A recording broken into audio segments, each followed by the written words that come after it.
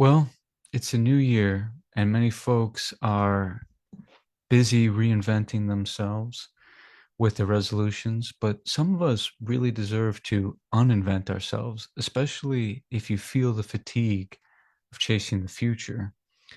To that end, I want to share some reflections about the elusiveness of contentment and why it's closer than you think. Back in 2014, a team of researchers from the University of Chicago and UC Berkeley embarked on a fascinating study to identify the common components of human emotion across cultures. Their investigation led them to a remote village of about 200 families in the eastern Himalayas in the country of Bhutan, one of the last communities untouched by modern technology and entirely unexposed to the rest of the world.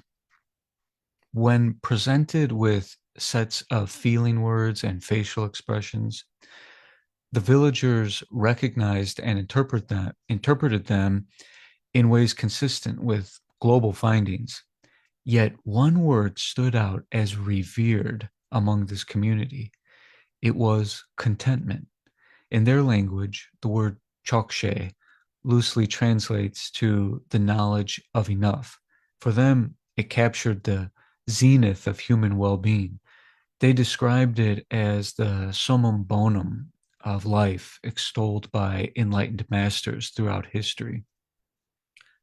Now, to me, it's poetic and beautiful and inspiring to think about who they venerate in stark contrast to celebrity culture in America. I mean, social media influencers don't amass millions of followers because of their exemplary contentment.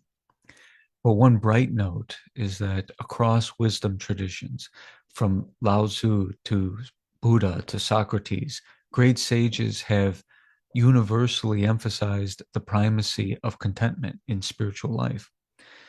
Taoism teaches the three treasures of simplicity, patience, and contentment. Similarly, in Sanskrit language, santosha means radical contentment, and it's one of the foundational principles of yoga, which has proliferated throughout the Western world but still remains largely misunderstood. Patanjali, the ancient sage and author of the Yoga Sutras, cautioned seekers not to skip santosha or contentment. If you rush to master the yogasana postures for fitness, or practice dhyana meditation for happiness, or some other technique for power in the sacred text, you've already lost the spiritual plot because you have mentally tied your contentment to an imaginary future, tethered it to a goal outside of yourself, thereby affirming your present discontent. This is why it's said that enlightenment is not attained but realized. And the realized masters don't have something that others do not. Others strongly believe something they do not. So if you're not content now, why assume you would be content in the future? Isn't everything you have now what you once believed would make you content? So the goalposts are always moving in our modern materialism, like the illusion of a pot of gold at the end of the rainbow that recedes every time you approach it. If the present moment is treated merely as a stepping stone to contentment, a means to an end, this becomes a mental habit and renders contentment a fantasy. Therefore, maybe contentment seems so elusive because of the conceptual barriers reinforced by our social conditioning. Don't get me wrong, this isn't to say privation should be ignored, because by definition, that would mean someone doesn't have enough to live, or that we should neglect injustice. Quite the contrary. It's a question of when is enough enough? This is a critique of our cultural norms and values and the systems and social conventions we uphold that contribute to marginalization of people in the first place. The Western definition of contentment is the state of happiness or satisfaction. But aren't those states fleeting? We associate liberty with the pursuit of happiness, but contentment cannot be pursued externally. It's uncovered internally as an inherent quality of sentience. What really happens after we get what we want?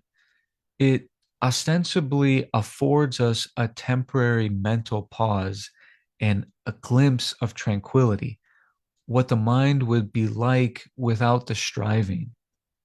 In other words, the mind relaxes into its original or natural or default state. Consider this dialectic of seeking versus finding, outward pursuit of happiness versus the inward revelation of contentment. Thus, the price of contentment is paradoxically everything and nothing. One may need to sacrifice deeply held beliefs about success and the meaning of life. On the other hand, if contentment is waiting to be discovered, like gold covered in mud beneath our feet, then it's closer than anything can be. Our physical lives are just brief flashes in the expanse of eternity. Think of an emperor like Alexander the Great, who conquered most of the known world, all the status and power and possessions he acquired, only to become a footnote in history, soon forgotten, with all else destined to fade into obscurity. What are we doing with our precious time and attention? I'll leave you with this quote, a favorite of mine from Ralph Waldo Emerson. For everything you have missed, you have gained something else. And for everything you gain, you lose something.